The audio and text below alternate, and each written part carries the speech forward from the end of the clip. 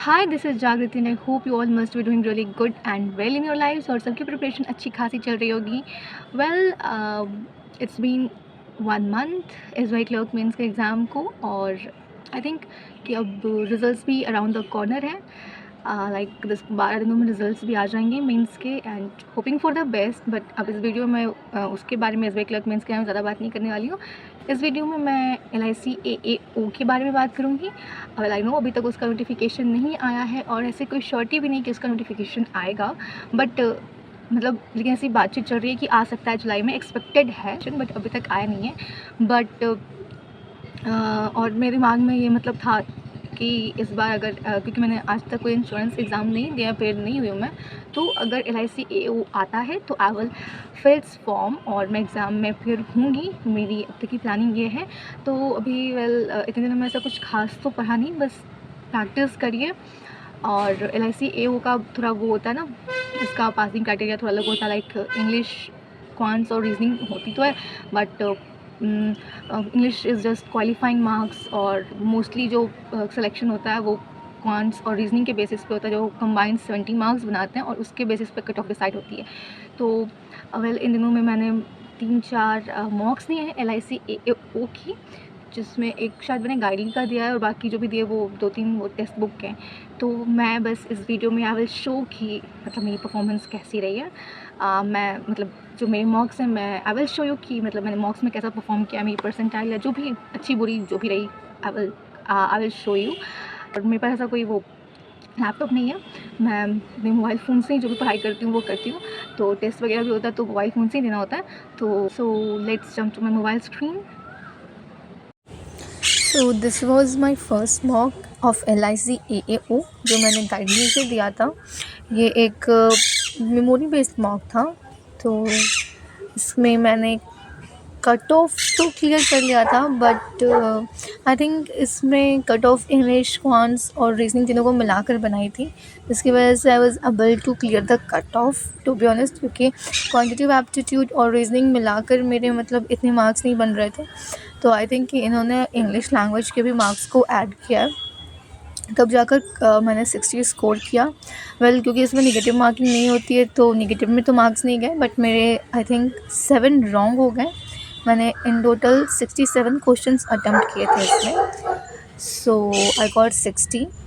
Well this is my performance. English में मैंने 24 attempt किए थे, जिसमें से मेरे 5 रॉन्ग हो गए. एंड मेरा ये आई थिंक पैरा जंबल था वो रॉन्ग हो गया था. एंड क्वांट्स में मैंने जितने अटेम्प्ट किए थे सब सही थे. And I think I had attempt 21 questions in quants. तो इसमें मुझे थोड़ा और प्रैक्टिस की ज़रूरत है. मतलब मैं काफ़ी क्वेश्चन छूट जाते हैं मेरे से, जो आते रहते हैं वो भी छूट जाते हैं. So this was my first mock of LIC AAO. Now अब टेक्स्ट बुक पे जो मैंने मॉक दिया था उस पर चलते हैं. तो ये भी पहले मैंने एक इस पे मैंने एक मेमोरी बेस दिया था और एक जो मॉक होते हैं इनके वो दिया था. तो पहले जो मॉक मैंने दिया था, जो ये रीसेंट वाला मॉक है, जिसमें मैंने 40 स्कोर किया और परसेंटाइल मेरा काफ़ी गंदा था. एक्यूरेसी ठीक ठाक थी लेकिन मतलब और होनी चाहिए. मेरे इनकरेक्ट जो हुए थे वो 9 थे, जिसमें से कि एक क्वांटिटेटिव एप्टीट्यूड में और बाकी सारे 8 क्वेश्चंस जो थे वो इंग्लिश लैंग्वेज में गलत हो गए. But never mind, text book वालों ने इंग्लिश को ऐड नहीं किया था. इसका कट ऑफ रीजनिंग और क्वांटिटेटिव एप्टीट्यूड के कंबाइंड स्कोर पे ही डिसाइड किया. तो रीजनिंग एबिलिटी में तो मेरे एक भी गलत नहीं हुए. मैंने 27 क्वेश्चंस अटेम्प्ट किए. एंड क्वांटिटेटिव एप्टीट्यूड में मैंने 13 अटेम्प्ट किए थे, जिसमें से एक गलत हो गया. और इंग्लिश में मैंने 26 अटेम्प्ट किए थे और 8 रॉन्ग हो गए. वेल अच्छा है, इंग्लिश के मार्क्स ये ऐड नहीं कर रहे. वेल सो इसमें वैसे 42 इसकी कट ऑफ थी एंड मैंने 40 स्कोर किया. मेरा मतलब जो स्कोर था वो 40 था. तो I think I was close to cut off. मतलब मैं क्वांटिटेटिव एप्टीट्यूड और रीजनिंग को ऐड करके अगर थोड़ी और मतलब 1-2 क्वेश्चन डालती तो हो जाते. Okay, now let's come to another one. इससे मैंने 2 अटेम्प्ट्स मारे थे.